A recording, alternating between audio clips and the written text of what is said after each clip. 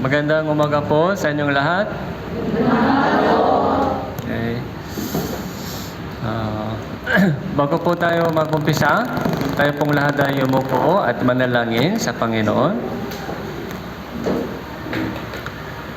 Banal at mahabaging Amang Diyos na nagmamahal sa amin, salamat po sa umagang ito, sa inyong pagbigay sa amin ng itong panibagong araw at pagkakataon na magtipon-tipon sa inyong harapan upang makinig ng banal na salita ng Panginoon at magkaroon po kami ng banal na fellowship sa pangalan ng Panginoon. Samahan niyo po kami sa aming pagkikinig at pagkaunawa. Nawa lahat po ng mga kapatiran po dito ng Santa Rosa Church ay makaunawa ng inyong salita at matuparan po namin ang aming natutunan sa aming pamumuhay Kristiyano. Naniniwala po kami na sa aming natitirang panahon sa buhay, sa mundong ito, kailangan po namin lumago sa aming pananampalataya at pagkakilala sa inyo at ipahayag ang Ebanghelyo sa mga mahal po namin sa buhay. At kailangan dapat naming labanan din po ang tukso at kasalanan ng salibutan upang patuloy po kaming gamitin po ng Panginoon. Tulungan niyo po kami sa aming sariling kakayahan. Wala po kaming anumang magagawa. Kayo lamang po magbigay ng kalakasan at karunungan at kaaliwan sa aming buhay. Sa umagang ito, sa iyo lamang po kami nagtitiwala at umaasa. Ito po yung aming panalangin sa pangalan ng Panginoon Hesus Kristo. Amen.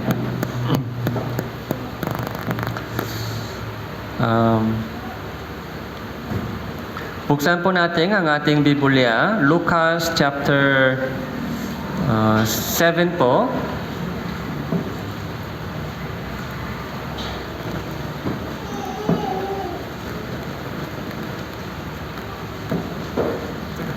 So, Lucas chapter 7.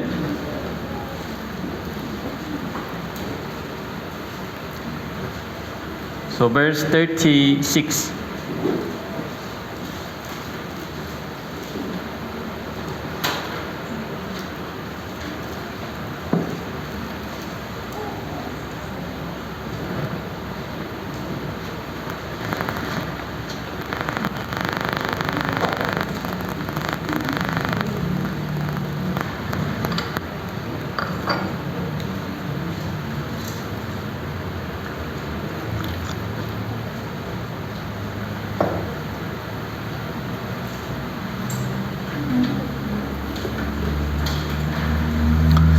So, Lucas chapter 7 verse 30.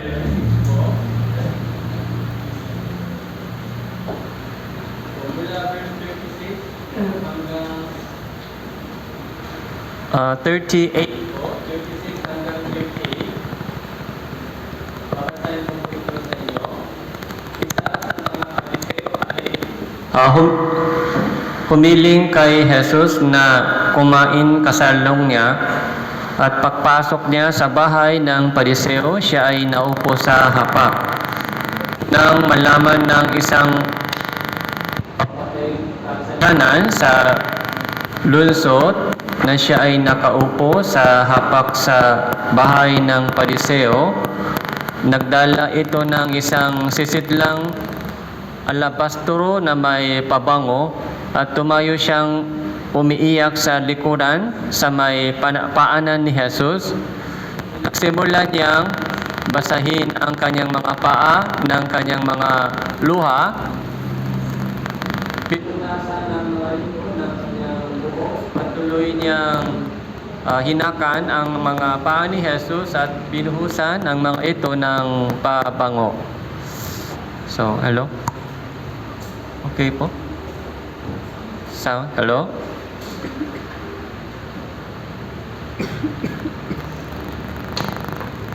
Hello?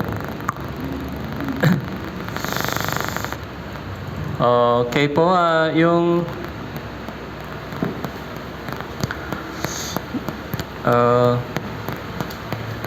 yung topic po natin po ngayon ay patungkol po sa pagbuhos ng langis kay Hesus Kristo. Actually po, ito po ay isa sa mga tanong po ninyo. Kung hindi ko alam kung sino po nagtanong. Kasi after sermon, may question and answer time. Kaya nung nakita ko po yung tanong po na isinend po ni Evangelist Gian, so para ma-save yung time. Tapos yung tanong po ito ay mahalagang tanong. Kaya po, maganda po yung lesson po dito sa studio po nito. Kaya ito po yung ginawa kong topic po natin ngayon.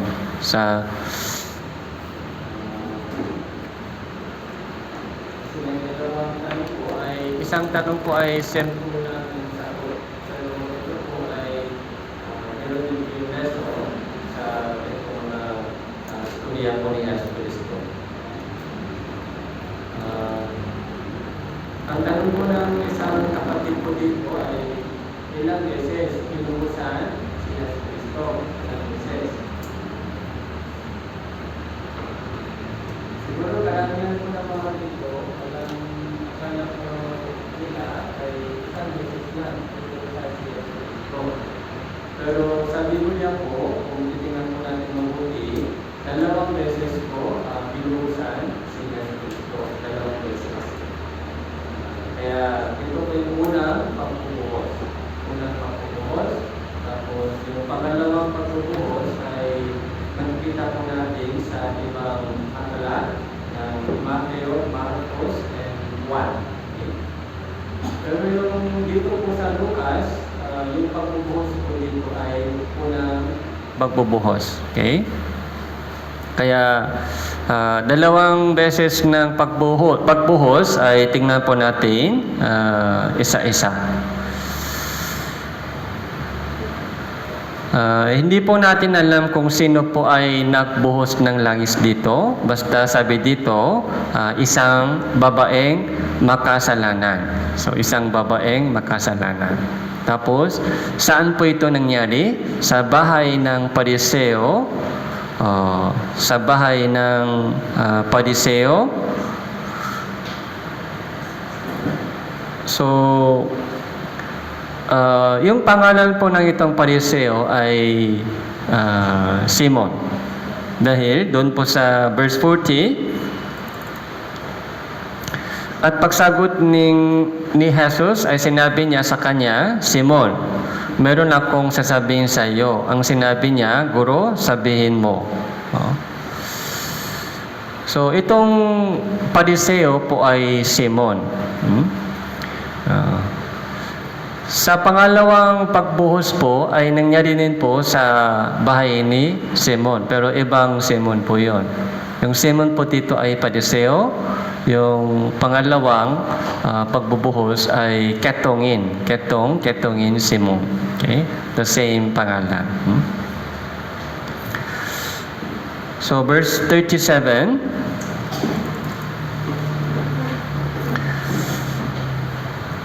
Nung malaman ng isang babaeng makasalanan, lunsot na siya nakaupo sa hapak sa bahay ng Pariseo, nagdala ito ng isang sisidlang alabastro na may babango.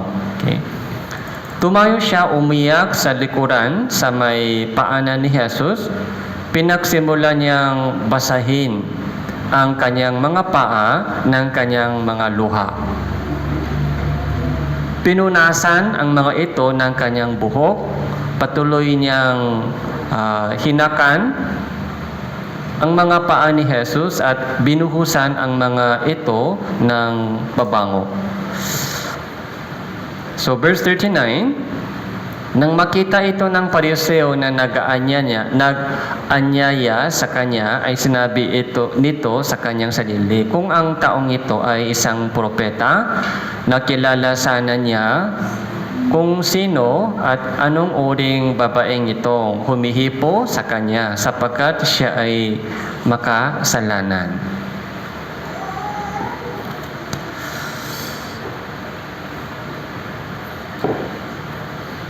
Tapos,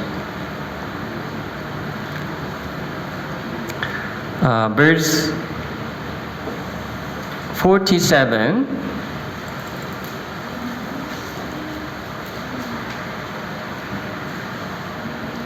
basahin po natin ito ng sabay-sabay. 3, 2, 1. Kaya sinabi sa inyo, ang marami niyang kasalanan ay pinatawad na, sapagkat siya ay nagmahal ng malaki. Subalit ang pinatawad ng kaunti ay nagmamahal ng kaunti. Okay. So, ito po yung alam po natin, kung basahin po ninyo ay madali po natin maintindihan kung ano ang nangyari.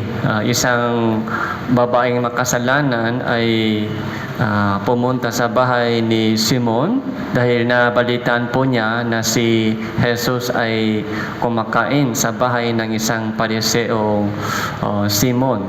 Tapos ano po yung dinala niya? Isang sisit lang alabastro na may pabango. Nalilito pa ako ngayon, pabango. Parang malapit sila pero malayo ang meaning. Bango ay magandang smell. Pero baho ay bad smell. Yung utot, bango o baho? Baho, utot. Baho. Yung bad smell ay baho. Tapos good smell ay bango. Okay, bango.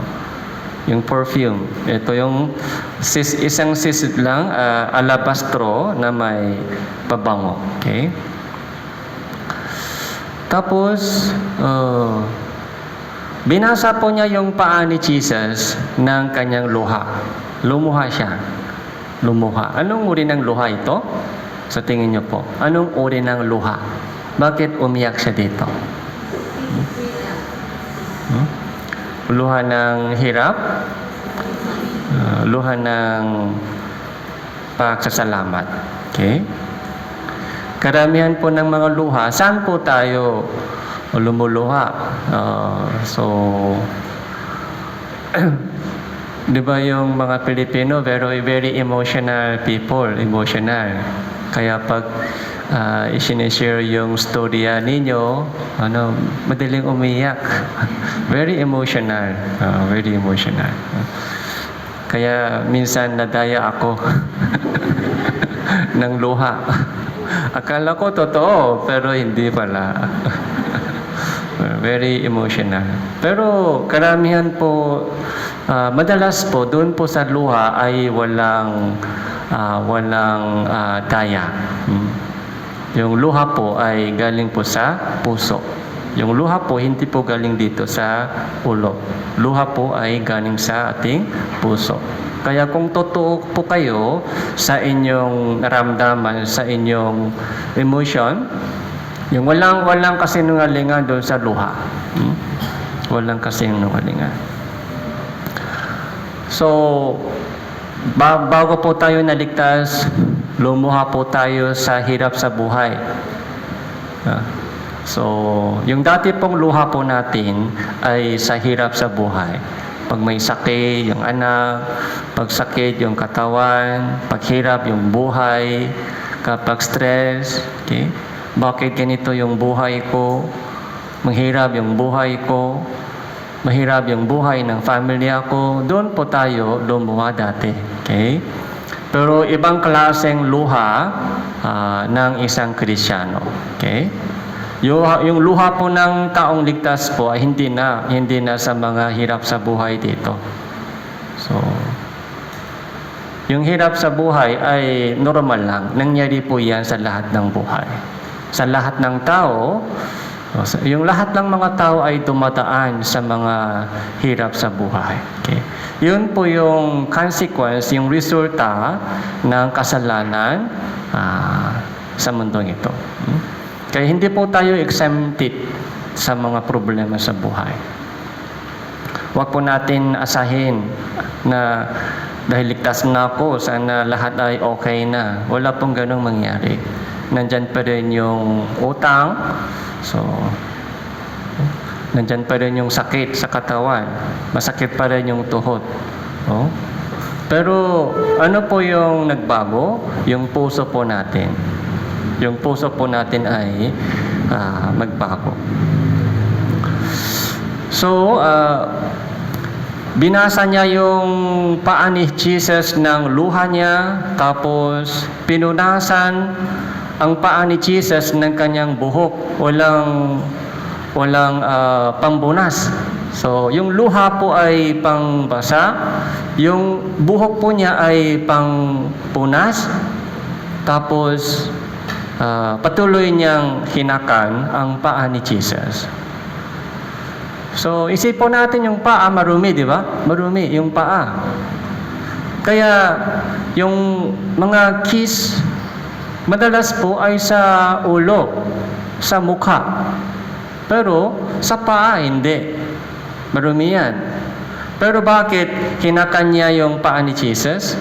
Dahil ganitong mga humble, tapos nakilala po niya si Jesus kung gaano kadakila si Jesus. Kaya hindi niya hinakan ang labi ni Jesus. Dahil si Jesus po ay sobrang dakila. Kaya paa na lang. Pinaka mababang bahagi na lang, paa na lang. Para hakan yung paa ni Jesus, dapat ibaba yung kanyang ulo, magpakababa siya ng kanyang sarili. Ibaba yung kanyang ulo para hakan yung paa ni Jesus. Tapos binuhusan ang mga isang sisit lang alabastro na may pabango doon sa paa ni Jesus.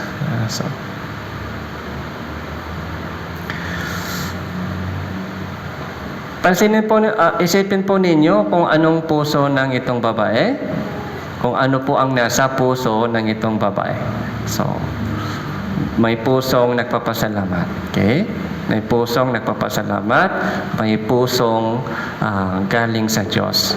May pusong takot sa Diyos. Yung takot na may galang. So, takot na may respeto, yun po yung tinatawag sa Biblia, fear of the Lord.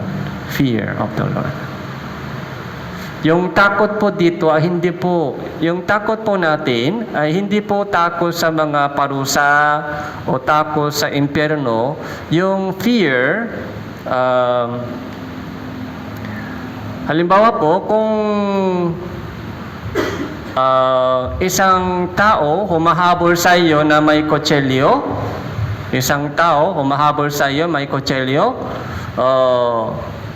takot kayo o hindi? Takot. Pero sa English po, may dalawang uri ng word sa takot. Fear and afraid. Scared. Okay? I'm scared. Okay? Scared. Dalawang English po, scared. Takot. Mga fear, takot din sa Tagalog. Pero kapag isang tao humahabol sa iyo na may kutsilyo, scared o fear? Scared. Okay? Takot. Scared. Kaya tumatakas. Tumatakbo tayo. Tumatakbo. Yung fear of the Lord, hindi po yung scared. Okay? Yung fear of the Lord ay takot na may galang. Takot na may respect. Yun po yung fear of the Lord.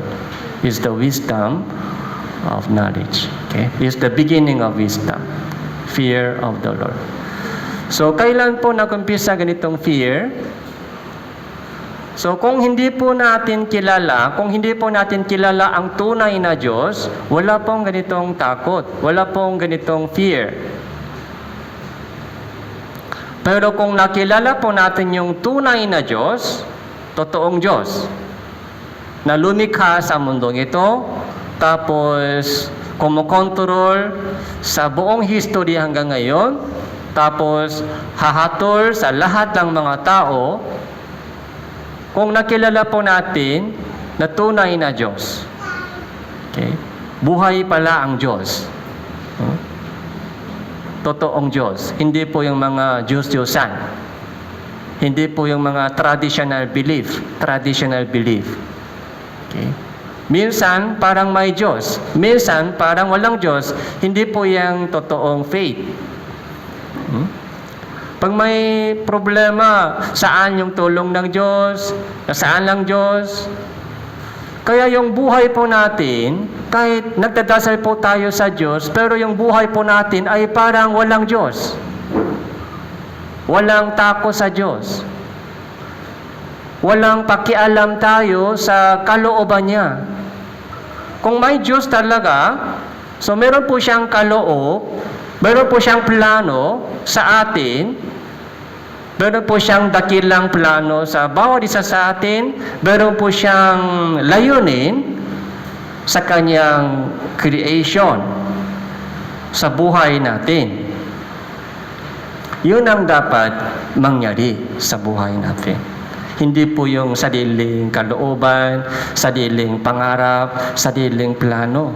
Yung dati po, di ba, meron po tayong maraming sariling plano, pangarap. Sana ganito yung buhay ko. Sana ganito yung mga anak ko o pamilya namin. Pero nung nakilala po natin ang tunay na Diyos, ang Diyos ay real sa atin. Kaya yung kanyang kalooban ay naging vision ko, vision. Yung vision, goal, ay kalooban niya. Hindi yung sariling kalooban. Doon po, nakumpisa po yung fear of the Lord. Fear. Kaya yung Christian living po ay, ano po yung Christian living po natin? Paglilingkod sa Panginoon. Paglilingkod sa Panginoon. Ano po yung meaning paglilingkod sa Panginoon? Okay. Susunod sa kanyang kalooban. Uunahin yung kanyang kalooban. Hanapin yung kalooban ng Diyos. Hanapin, unahin. Kaya Matthew chapter 6 verse 33. So hanapin mo muna ang kanyang kaharian, ang kanyang katuwiran. So yun po yung Christian living. So dito po nakita po natin ganong puso ng itong makasalanan. Pero verse 39. Nang makita ito ng Pariseo na nag-anya niya sa kanya, sinabi nito sa kanyang sarili, kung ang taong ito ay isang propeta, nakikilala sana niya kung sino at anong uring babaeng itong humihipo sa kanya sapagkat siya ay makasalanan. Yung Pariseo, dahil mayaman po siya, so nag-imbita po siya kay Jesus. So maraming pagkain, inihanda, tapos inanyaan po si Jesus, kumain kayo sa bahay namin. Maraming handa dahil may pera siya. Pero yung puso niya ay maganda po? Hindi po maganda. Ginamit po niya yung kanyang pera para i-serve kay Jesus. Pero yung puso niya ay malayo sa katotohanan. Kaya nung nakita po niya, isang babaeng makasalanan ay pumasok tapos humipo sa paa ni Jesus, umiiyak. So, hindi parang uncomfortable. Yung, bakit ganito? Tapos, ay itong babae ay may kasalanan, makasalanan siya. Hindi alam ni Jesus. Minsan po, ganito rin po ang nangyari sa ating buhay.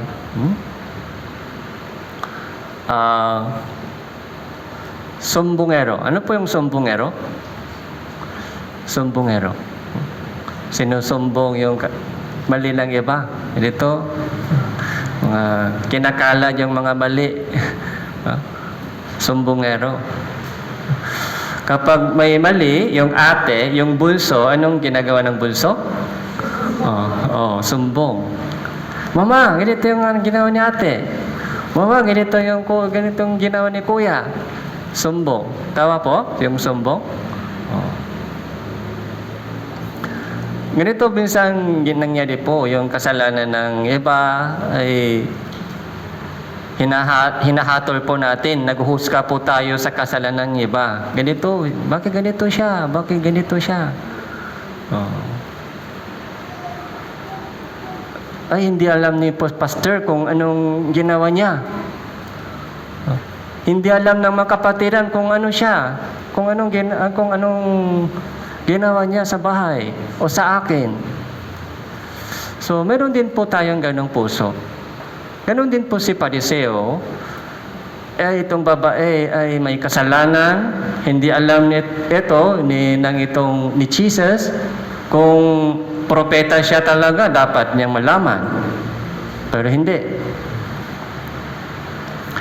So, sabi po ni Jesus, Shimon, meron akong sasabihin sa iyo.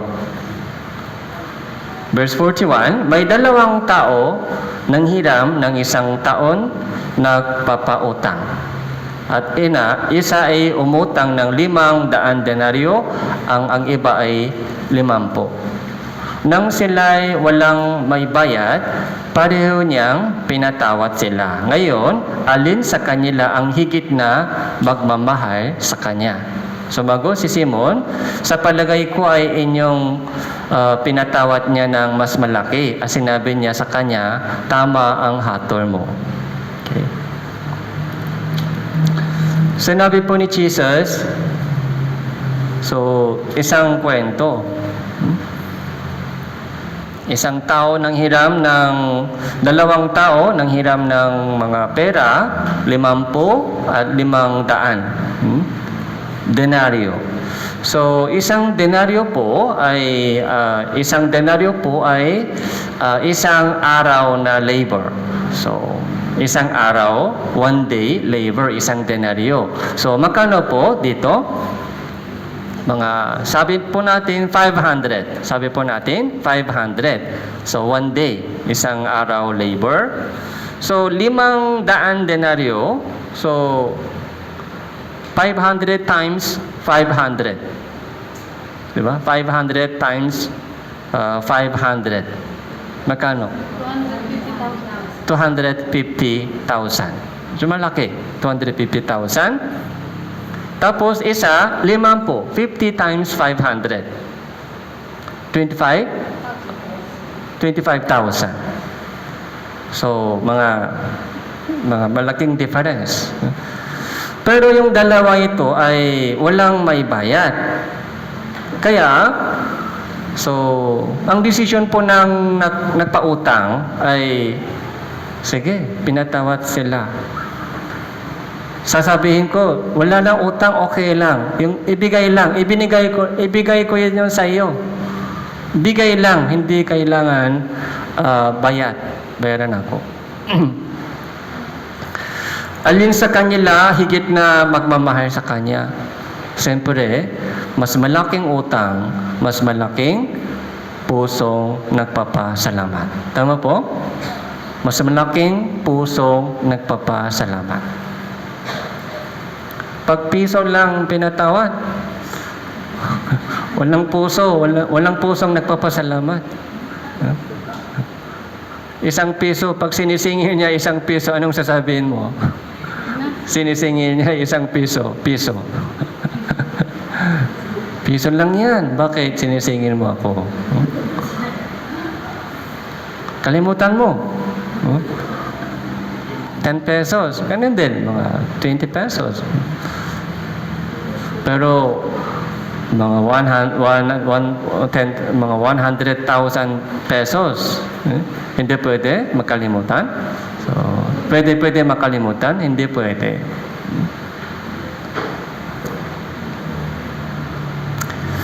Yung dalawang malaking mga comparison po dito, yung babae, makasalanan, tapos si Pariseo.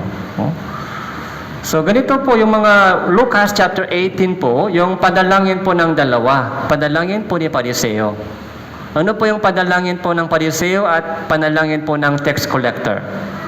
Yung panalangin po ng tax collector, panalangin po ng Pariseo ay katulad po ni Simon Pariseo dito. Sabi po niya, so pinagsasalamatan kita, Panginoon, hindi ako gaya ng ibang tao. Iba ako.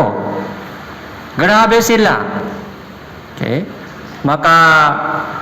Makatarungan, yung tax collector po ito, yung mamatay tao, yung mga kriminal sa kulungan. Ibang klaseng tao ako. Ibig sabihin, ang sinasabi po nila sa harapan ng Diyos, konti lang utang ko sa iyo. Mga 10 pesos lang, may utang ako sa iyo, Panginoon. Pero sila, mga 1 million pesos utang sila sa iyo. Ako, konti lang. Pero medyo matapang sila. Tapos, hinuhusga po nila yung ibang mga taong malaking utang. Bakit ganyan? Ako, konti lang. So, yun po yung Pariseo. Pero, tax collector, sabi po ng tax collector, Amang Diyos, maawa ka sa akin na isang makasalanan. Maawa ka sa akin. Humingi po siya ng awa. Pero Pariseo, hindi siya humingi ng awa. Dahil sa tingin po nila, hindi kailangan awa. Karapat-dapat sila sa langit. Sa tingin nila. Karapat-dapat sila sa langit. Kahit hindi po sila gagaya ng ibang mga tao. Malayo po itong dalawang puso. Sa harapan ng Diyos, sino po tayo? Tayo po ay isang tax collector. Tayo po ay isang babaeng makasalanan, katulad po dito. So, verse 44, sa pagharap niya sa babae, ay sinabi niya kay Simon, nakikita mo ba ang babaeng ito? Pumasok ako sa inyong bahay, hindi mo ako binigyan ng tubig para sa aking mga paa, subalit binasa niya ang aking mga paa ng kanyang mga luha at pinunasan niya ang mga ito ng kanyang buhok. Hindi mo ako hinalikan, subalit buhat nung ako ay pumasok, hindi pa siya humihinto ng paghalik sa aking mga paa. Hindi mo binuhusan ng langis ang aking ulo, subalit binuhusan niya ng pabango ang aking mga paa. So, verse 17 po, ito po yung pinaka-conclusion. Kaya't sinasabi ko sa inyo, ang marami niyang kasalanan ay pinatawad na, sapagkat siya ay nagmahal ng malaki, subalit ang pinatatawad ng konti ay nagmamahal ng konti. Ang tanong po natin, yung kasalanan po natin sa harapan ng Diyos, marami po o konti? Marami. Maraming kasalanan pinatawad. Hindi po konti. Hindi po konti. Karapat-dapat ako sa impyerno. Isa akong baksak na makasalanan. Miserable na sinner sa harapan ng Diyos. Kaya karapat-dapat sa impyerno. Kaya doon po nauunawan po natin kung anong ibig sabihin ng biyaya, grace. Undeserved. Hindi ako karapat-dapat sa langit. Hindi ako karapat-dapat sa salvation. Pero bakit iniligtas po tayo ng Diyos? dahil sa kanyang awa sa atin. Naawa po siya sa atin. Naawa po siya sa bawat isa sa atin na isang miserable na sinner. Wala pong ibang reason. Wala po tayong katuwiran. Kaya, dito po sa unang pagbuhos, nakikita po natin kung sino po ang naliligtas, tapos kung gaano kalaki po yung pusong nagpapasalamat yung isang taong ligtas. So Lucas chapter 5,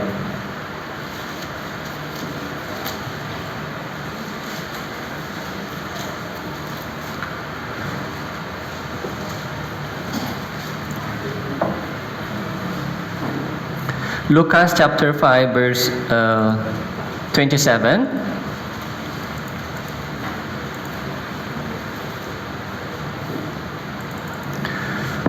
Babasahin ko po mga ilang talata. Pagkatapos nito ay umalis si Jesus at nakita ang isang maniningil ng buwis na ang pangalan ay Levi, na nakaupo sa tanggapan ng buwis. At sinabi niya sa kanya, sumunod ka sa akin. Iniwanan niya ang lahat, tumayo at sumunod sa kanya.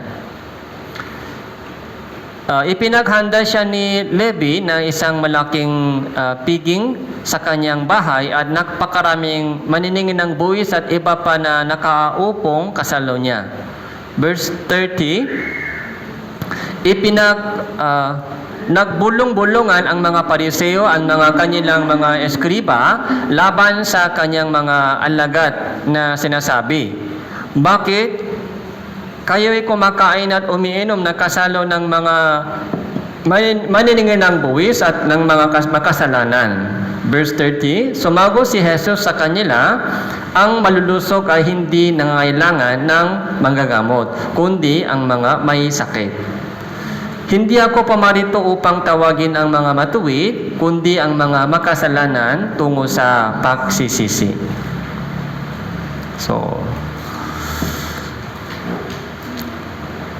tinawagan po ni Jesus si Levi. Si Levi po ay Mateo.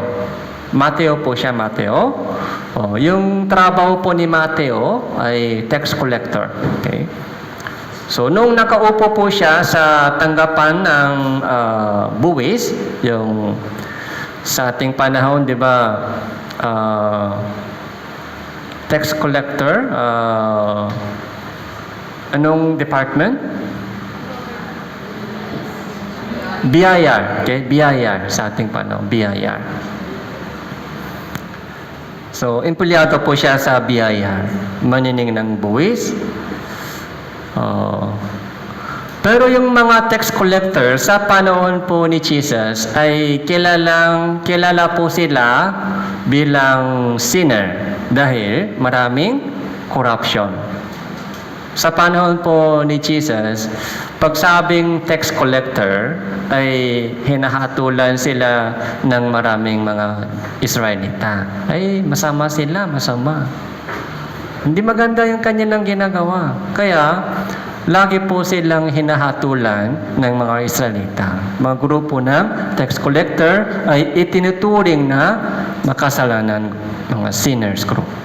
Tax collector, maraming corruption, maraming hindi maganda yung kanilang ginagawa.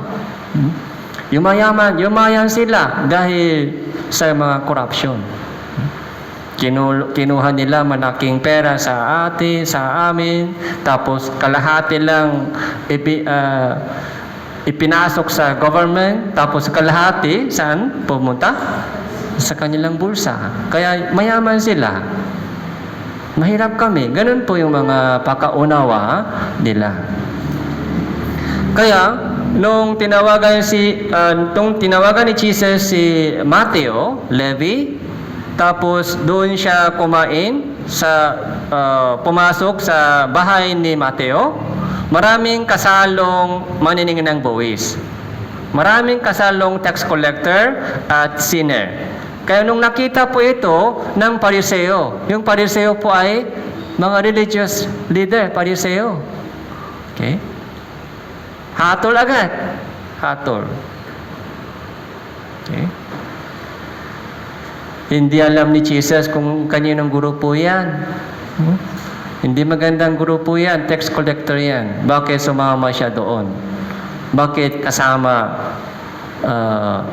bakit pumasok siya sa bahay ng isang makasalanan? Doon po, si Jesus ay, ito po yung napaka-famous words.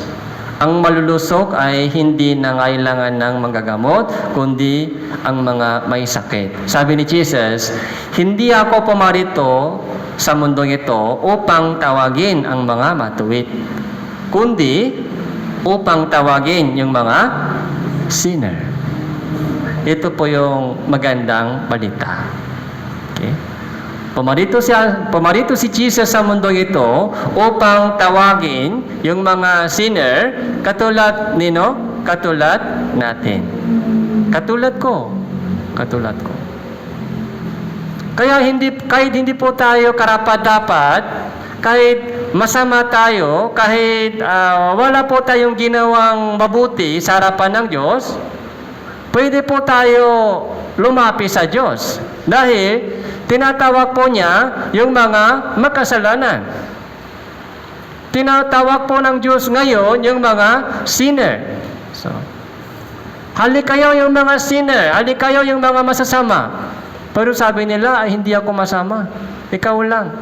Tawa ka. Tawa ka ni Jesus. Masama ka. Pero hindi ako. Okay? Kawawa naman yung takbo ng isip. Pariseo sila. Pariseo.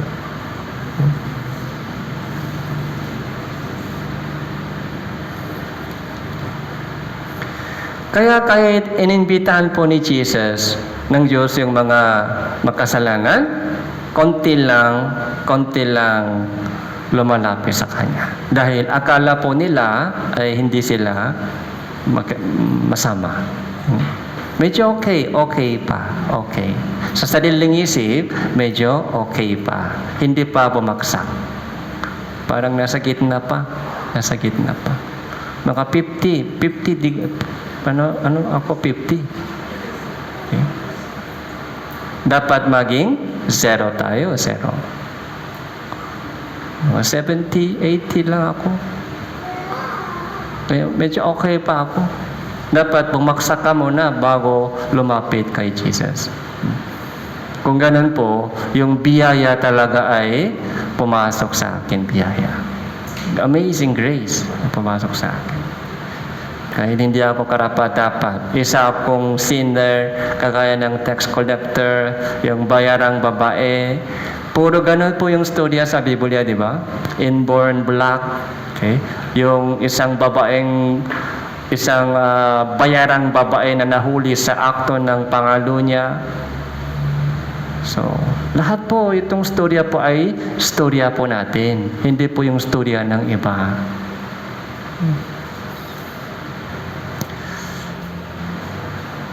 Kaya, yun po yung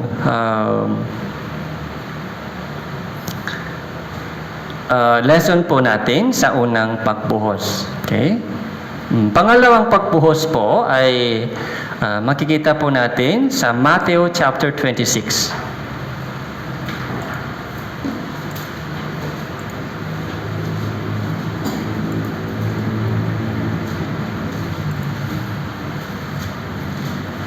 So Matthew chapter 26 verse 6 po.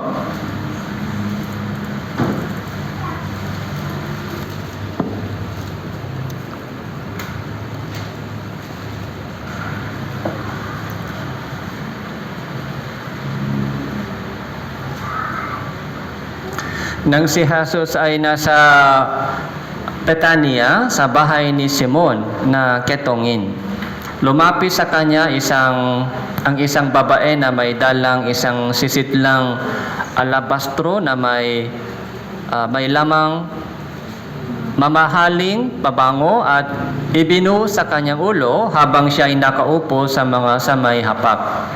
Subalit nang makita ito ng mga alagad ay nagali sila na nagsasabi, anong layunin ng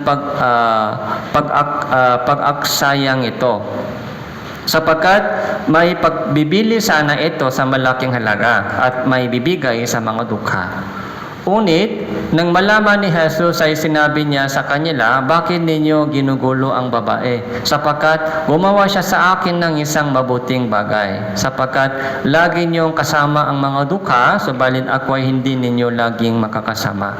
Sapagkat sa pagbubuhos niya ng pabangong ito sa aking katawan, ginawa niya ito upang ihanda ako sa paglilibing. Verse 13 po, katotohanan sinasabi ko sa inyo, saan man ipang-aral ang ibang magandang balitang ito sa buong sanlibutan, ang ginawa ng babaeng ito ay sa saysain bilang pag-alala sa kanya. Ito po yung pangalawang pagbubuhos. Okay? Nung malapit na po namatay si Jesus, okay? Nung malapit na po namatay si Jesus, bago po siya pumasok sa Jerusalem. Pag pumasok po siya sa Jerusalem, so mahuli siya, tapos papatayin po siya ng mga Israelita. So sa bahay ng isang ketongin, pumasok po, nasa Bethany, sa bahay ng isang ketongin. Pwede kayo pumasok sa bahay ng isang ketongin? So, hindi po madali. Baka mahawa ako. So, pag nakita po natin ganitong mga may sakit, lumalayo po tayo. So, medyo takot lumapit. Takot mahipo. Baka maapektuhan ako, baka mahawa ako. Pero si Jesus po ay pumasok sa bahay ng isang ketongin, si Simon. Tapos, lumapit sa kanya isang babae. Wala po dito pangalan, pero sino po siya? Sino po ito? Itong babae. Si Maria. Si Maria po, ito si Maria. So mas detail po na paliwanag po ay nakikita po natin sa Juan chapter 12. Okay? The same story po nakikita po natin sa Juan chapter 12. Pumunta po tayo sa Juan chapter 12.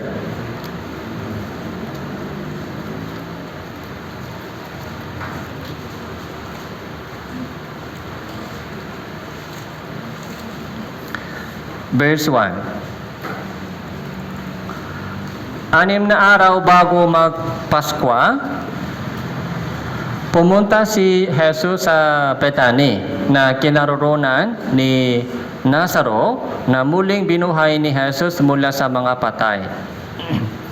Siya ay ipinaghahanda nila roon ng isang hapunan. Si Marta ay naglilingkod at si Nazaro ay isa sa nakaupo sa hapag kainan na kasalo niya. Si Maria ay kumuha ng isang libra na mamahaling pabango mula sa purong nardo at pinahiran ang mga paa ni Jesus at pinunasan ang mga paa nito ng kanyang mga buhok at ang bahay ay napuno ng amoy ng pabango. Subalit si Judas Iscariote, isa sa kanyang mga alagad na makakanulo sa kanya na nagsabi, bakit hindi ipinagbili ang pabangong ito ng 300 denaryo at ibinigay sa mga dukha? Ngunit ito ay sinabi niya, hindi dahil nagmamalasakit siya sa mga dukha, kundi sapagkat siya isang magnanakaw at palipasay na sa kanya ang supot ay kinukuha niya ang inilagay doon. So, mas detalya to, mas detail po yung sulat po dito. Kung ang babae po ay Maria, tapos ang nag-complain po ay, sino po yung nag-complain? Si Judas Iscariote. Siya po yung treasurer. Judas Iscariote. Bakit ibinenta po niya si Jesus sa 30 pirasong mga pila? Dahil yung sakim ng kayamanan ay pumasok sa kanya. Dahil may hawak siya sa pera. Kahit bago namatay po si Jesus, kinukuha po niya yung pera doon sa offering box. Parang ganun po. Sa mga wallet. Sa mga expenses, sa mga budget. Okay, doon po kinukuha niya yung pera at ginamit sa sarili. Kaya ginamit po siya ni Satanas. Pumasok po si Satanas sa kanya at ginamit po siya ni Satanas para ibigay si Jesus sa mga Israelita. So anyway,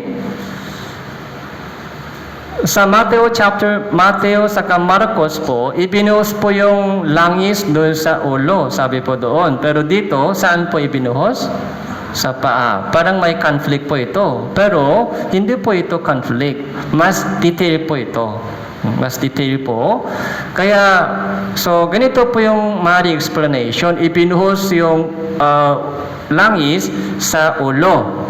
Tapos, dumadaloy, di ba? Tapos, yung paa mismo, paa din po, ibinuhos yung langis, tapos yung ibinuhos, tapos yung pinuna, yung mga hinugasan ng buhok po ni Maria.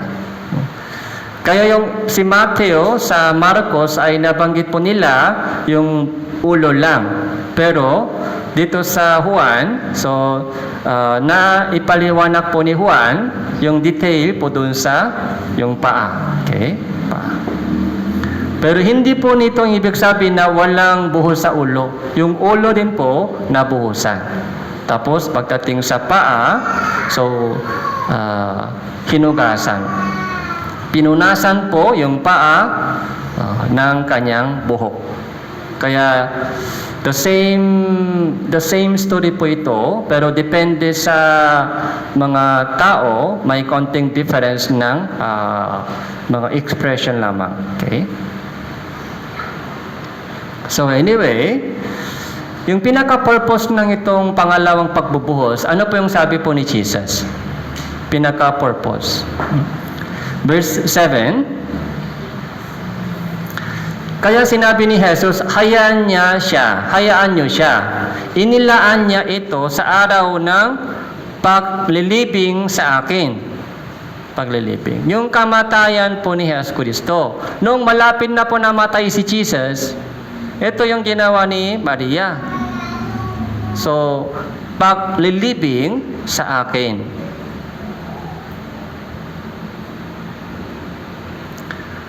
Tapos, kung saan man pang-aral ng Ebanghelyo, yung magandang balita, sabi ni Jesus,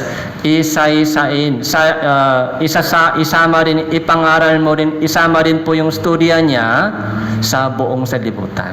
Napakagandang example po ito. Ito po yung sakripisyo ng isang Kristiyano.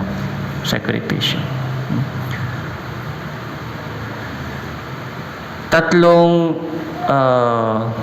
Magkano po yung halaga ng itong pabangong samyo? Ipagbili. Bakit hindi ipinagbili ang pabangong ito ng 300 denaryo? Yung denaryo po, sabi ko 500. 1 denaryo.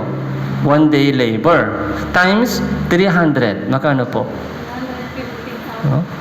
300 times 5, 150,000 pesos. Mahal po o mura?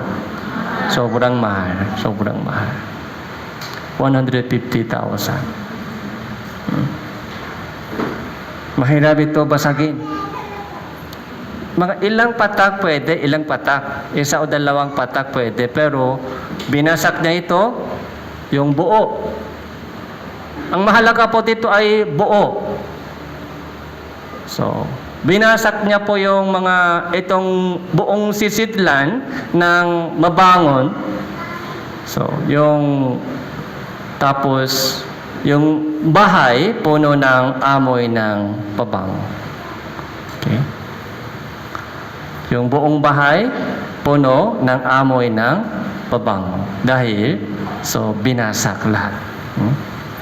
Ito po yung mga dedication po natin. Dedication. Okay? Dedication po natin sa harapan ng Diyos. Dedication. Di ba mayroon po tayong dedication ceremony para sa mga bata?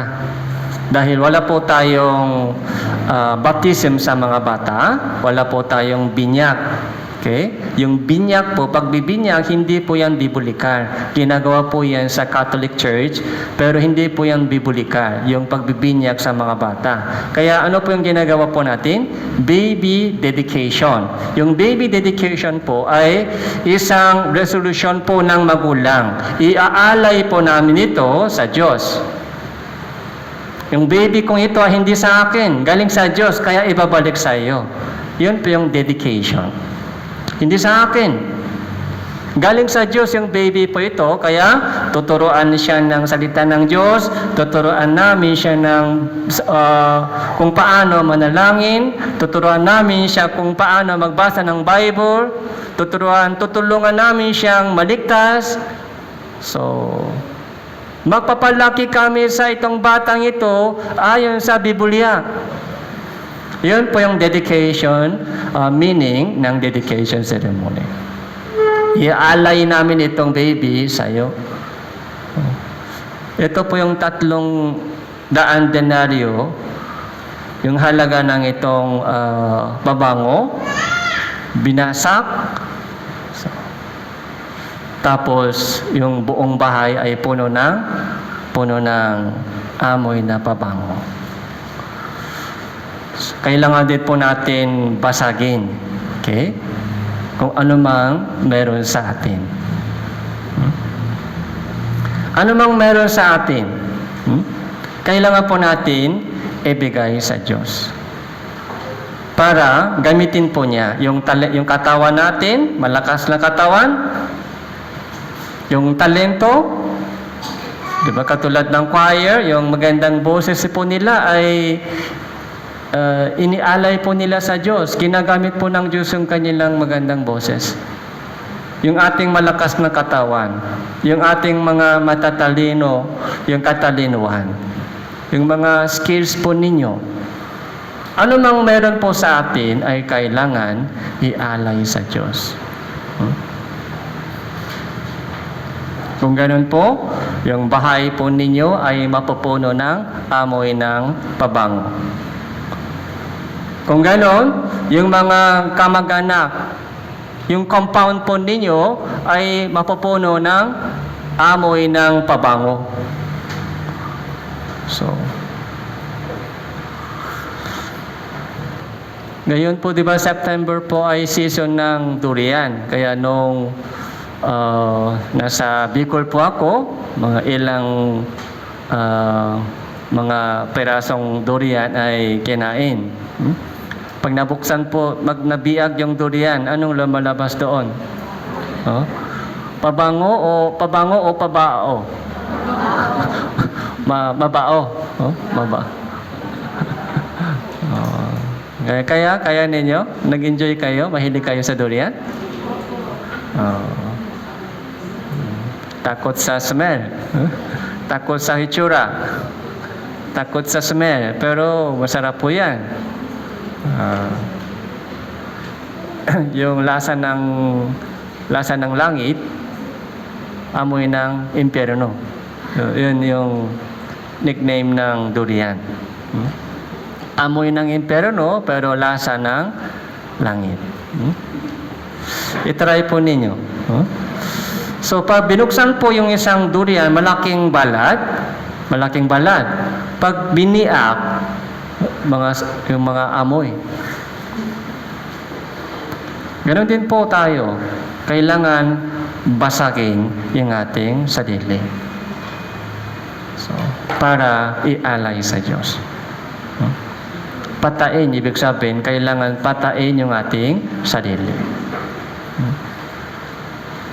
Yun po yung tawag po na buhay na alay, sacrifice.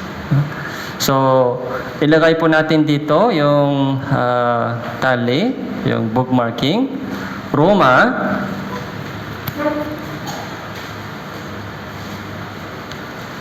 chapter 12, verse 1. Roma chapter 12,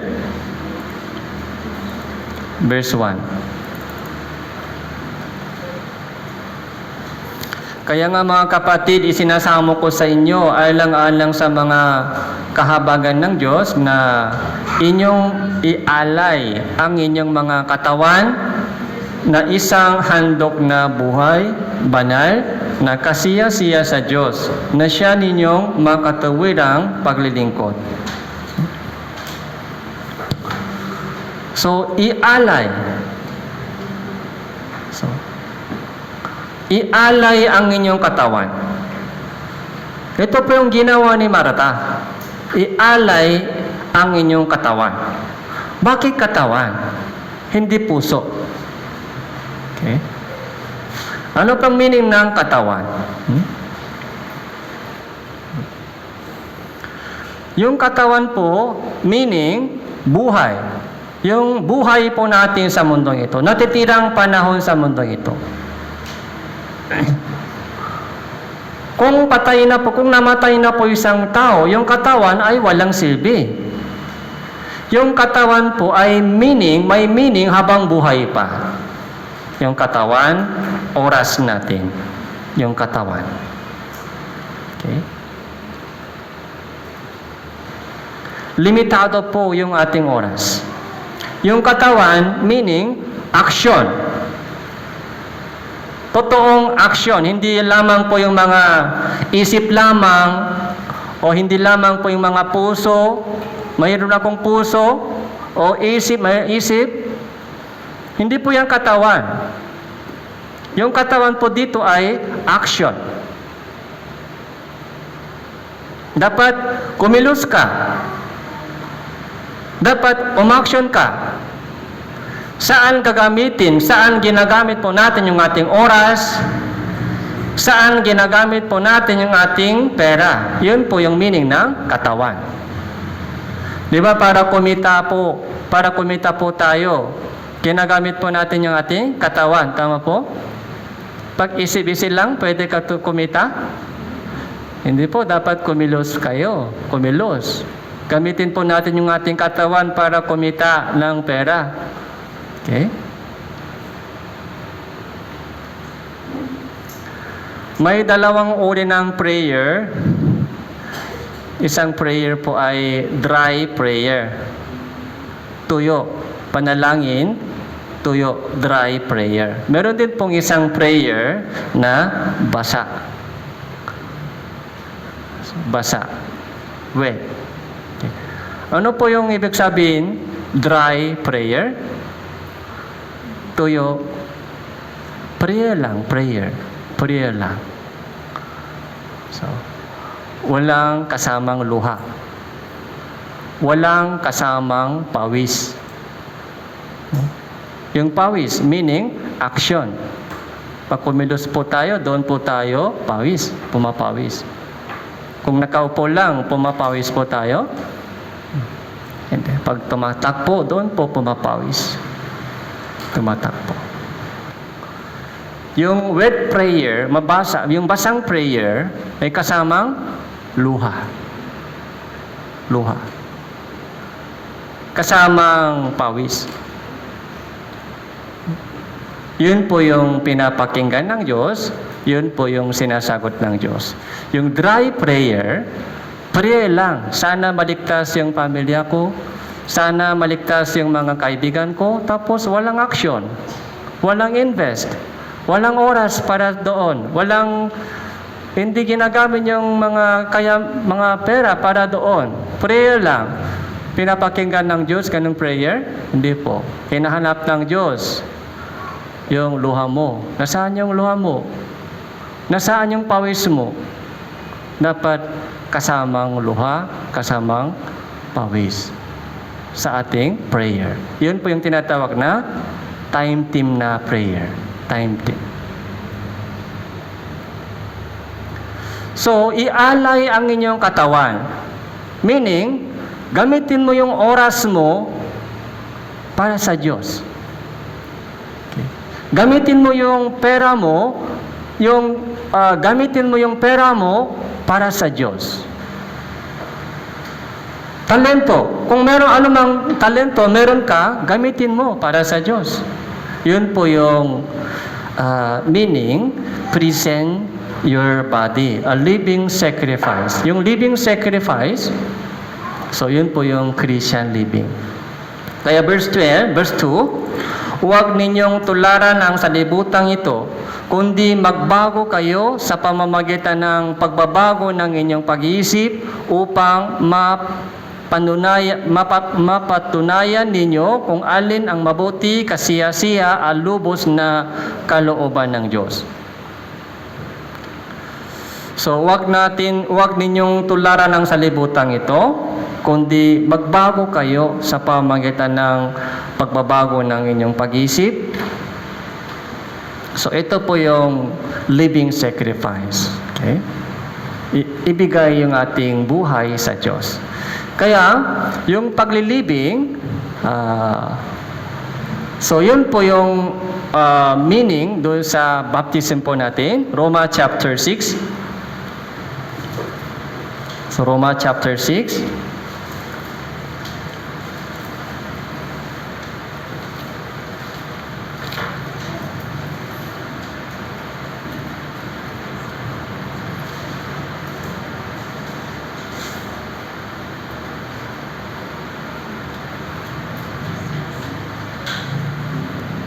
Verse 4, Roma chapter 6, verse 4.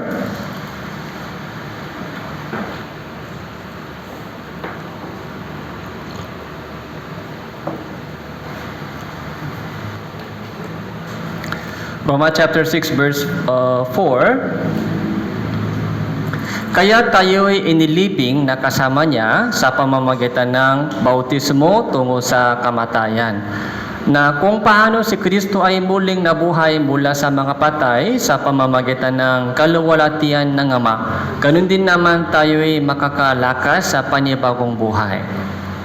Ito po yung meaning of baptism. Kaya lahat po ng mga tao ligtas ay dapat dumaan sa itong baptism ceremony. Yung baptism ceremony po, hindi po ito para maligtas kayo. Ito po yung dapat gawin bilang isang ceremony after salvation. Dahil napakahalaga po yung meaning. Ano po yung meaning? So, paglilibing. So, paglubog na tayo sa tubig, ito po yung mga paglilibing. So, paglilibing ng ating dating pagkatao. Namatay na ang dating ako. Tapos, pag bumangon sa tubig, yun po yung umpisa ng panibagong buhay, new life. Okay. Kaya, bago bumangon, bago buhayin muli sa mga patay, ano dapat mangyari? Mamatay muna. Kamatayan, resurrection, ano po ang mauna? Dapat mamatay ka muna bago pinuhay muli sa mga patay. Kaya ganun po yung tamang proseso. Namatay si Jesus sa cross at binuhay siya muli sa mga patay. Ganun din po tayo. Namatay po yung ating dating pagkatao, dating pamumuhay. Tapos, mula noon, lumalakad po tayo sa panibagong buhay. Panibagong buhay. Yun po yung meaning ng baptism. So, paano po ito? So, sinabi po ni Apostle Pablo, doon po sa verse 1. Basahin po natin ng sabay-sabay, 3, 2, 1. Ano nga ang ating sasabihin? Magpapatuloy ba tayo sa pagkakasala upang ang biyaya ay sumagana? Oh, dito lang po.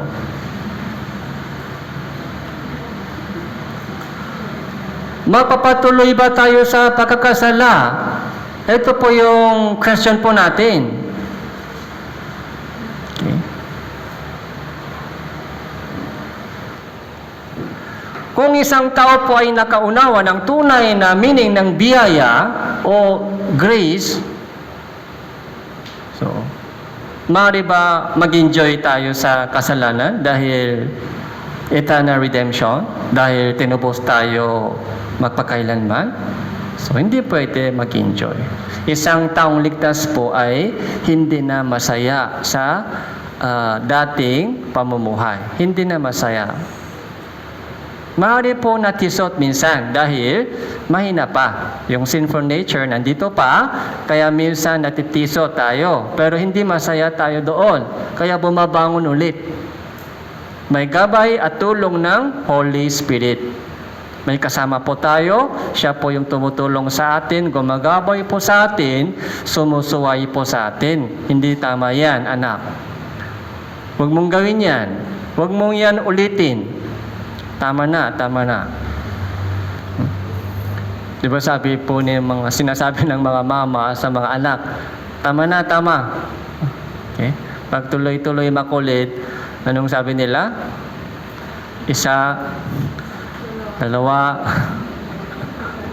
dalawat kalahati.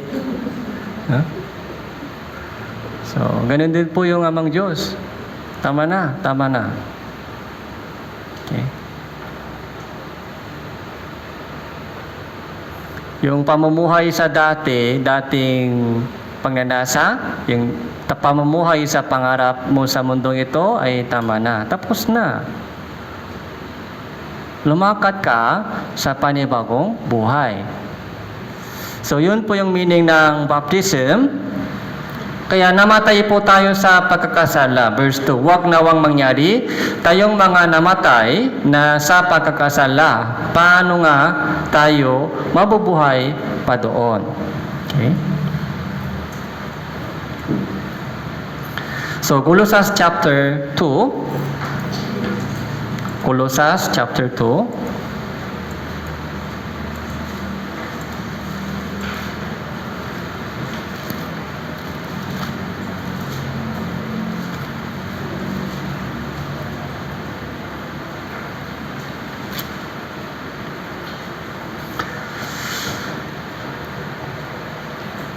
So, chapter 3, verse 1. Chapter 3, verse 1.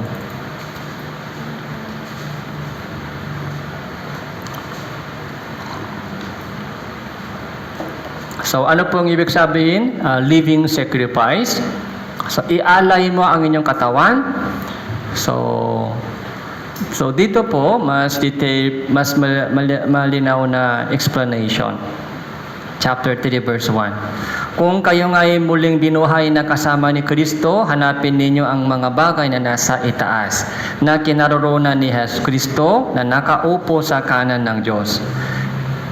Verse 2 and 3, basahin po natin. Ituon ninyo ang inyong pag-iisip sa mga bagay na nasa itaas, hindi sa mga bagay na nasa ibabaw ng lupa. Sapagkat kayo'y namatay na at ang inyong buhay ay nakata Kristo sa Diyos.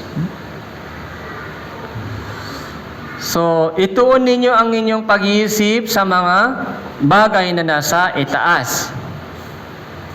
Bagay na nasa itaas. Ano po ito? Ito makalangin na bagay. Spiritual na bagay. Hindi po yung mga makamundong bagay, yung mga bagay na nasa ibabaw ng lupa. Okay. Sa harap po ng church po dito ay, di ba, pinapatayo na po yung SM building. Tama po? Makalupang building po yan. Pero ngayon po, itinatayo po ng Diyos yung iglesia, spiritual building po ito. Okay. Makalangin na bahay. So, on the ongoing construction ito. Yung pinakamalaking construction. Yung iglesia. Okay. Yung bawat isa sa atin ay isang bahagi ng iglesia. kailangan pa natin isama yung mga mahal po natin sa buhay. Doon po sa construction, bago matapos. Kung natapos na po yung construction po ito, ay yun po yung katapusan ng history. Kukunin po tayo ng Diyos. Makalangin na bagay po yan. Yung mga gawain sa church, yung mga fellowship, yung mga Bible seminar, mga visitation, so lahat po ay makalangin na bagay po yan.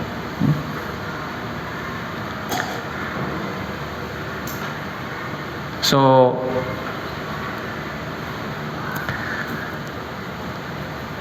yun po ang lesson doon sa pangalawang pagbubuhos. 2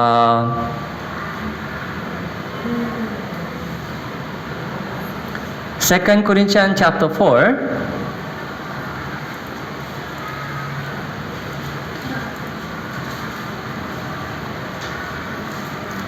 Pangalawang Korinto chapter 4, verse 7.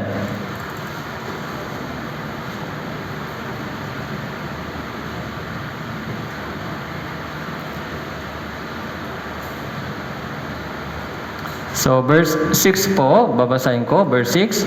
Sapagkat ang Diyos ang nagsabi, Makningning ang ilaw sa kadiliman, na siyang tumatanglaw sa aming mga puso upang magbigay liwanag sa pagkakilala sa kaluwalhatian ng Diyos sa mukha ni Jesucristo. Ang Diyos ang nagsabi, makningning ang ilaw sa kadiliman. So, makningning. So, ano po ito? Makningning. So, shine. Sa ito po ay Genesis chapter 1. Let there be light. Ito po the same verse. Makningning ang ilaw sa kadiliman. Let there be light. Okay? Magkaroon ng liwanag. At nagkaroon ng liwanag doon sa kadiliman. So, makningning ang ilaw sa kadiliman. Ito po yung Genesis, ito po yung creation, pinaka-creation verse. Okay? Ang Diyos ang nagsabi, makningning ang ilaw sa kadiliman. Ito po yung physical na ilaw. Tama po? Physical na ilaw. Ilaw po ito. Siya ang tumatanglaw sa aming mga puso upang magbigay liwanag sa pagkakilala sa kaluwalhatian ng Diyos sa mukha ni Jesucristo. Yung physical na ilaw, ito po yung isang shadow ng tunay na light. Ano po yung tunay na light? Yung liwanag ng kaluwalhatian ng Diyos. The light of the knowledge of the glory of God. The light of the knowledge of the glory of God. Ito po yung tunay na liwanag. Ito po yung true light. So, nag-shine, tumanglaw sa aming mga puso. Dati, yung puso po natin ay madilim. Dati, madilim puso. May kadiliman po tayo. Lumakat po tayo sa kadiliman dati. Tama po ba? Lumakat po tayo dati sa kadiliman, kaya madaling natisot, nahulog sa hukay. Hindi natin alam kung saan yung tamang direksyon sa buhay.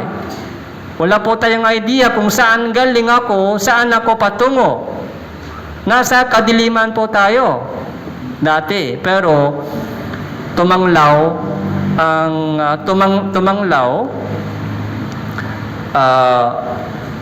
sa aming puso ang Diyos.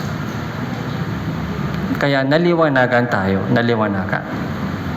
May liwanag na tayo sa puso. Liwanag ng pagkakilala sa katotohanan ng Diyos. Yun po yung liwanag. Verse 7 po. Unit, taglayin namin ang kayamanan ito.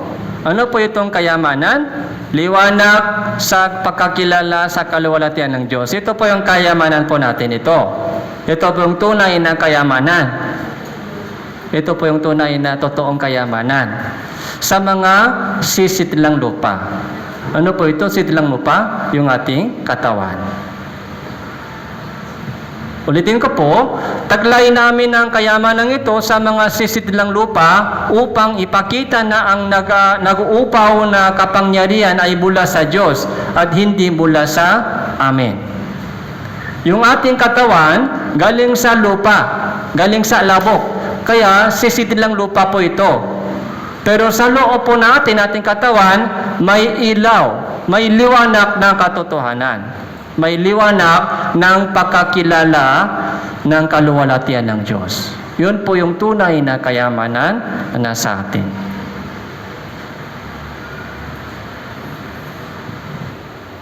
Kaya katulad po ng ginawa ni Maria, kailangan po natin basagin yung ating sisitlang lupa.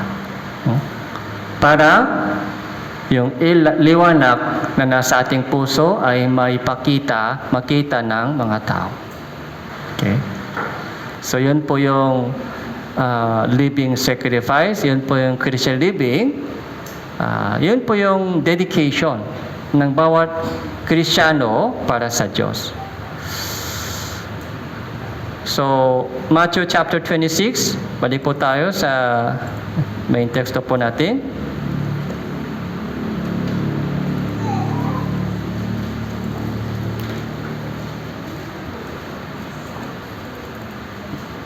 Verse 13.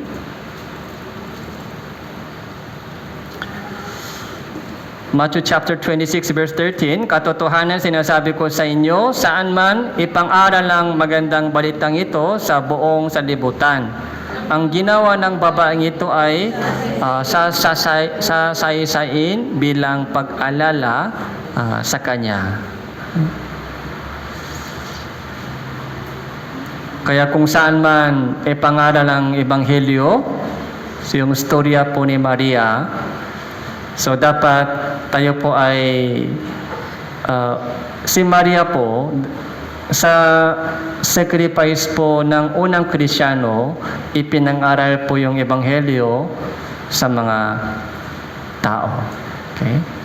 Kaya tayo po ay kailangan maging pangalawang Maria. Pangalawang Maria, pangatlong Maria, pangapat na Maria. Okay?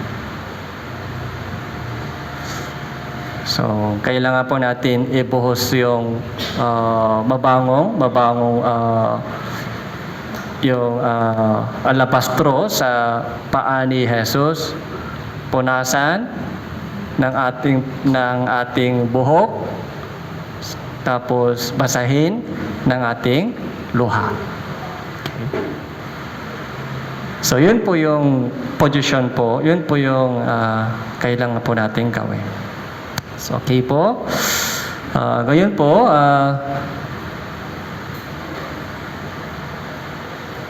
yung isa sa mga tanong po ninyo ay ginawa kong topic po natin ngayon. So, hanggang dito lang po. Hanggang dito lang po yung message. Manalangin po tayo. Salamat po, Panginoon, sa inyong mensahe na ipinakaloob niyo po sa amin. Nawa lahat po ng aming mga natutunan sa oras na ito ay sa buhay po namin upang makita po namin kung paano kumikilos ang Panginoon sa buhay, upang makita po namin ang bunga ng sakripisyo, pakilos ng Diyos sa aming buhay. Tulungan niyo po kaming lumago sa aming pananampalataya at pagkakilala sa inyo. Tulungan niyo po kami na ipangaral ang Ebanghelyo sa mga mahal po namin sa buhay. Tulungan niyo po kami na magpakabanal sa aming pamumuhay. Kayo lamang po magbigay ng kalakasan, kaaliwan, at gabay tulong sa aming pamumuhay Kristiyano. Ito po yung aming panalangin sa pangalan ng Panginoon Hesus Kristo. Amen.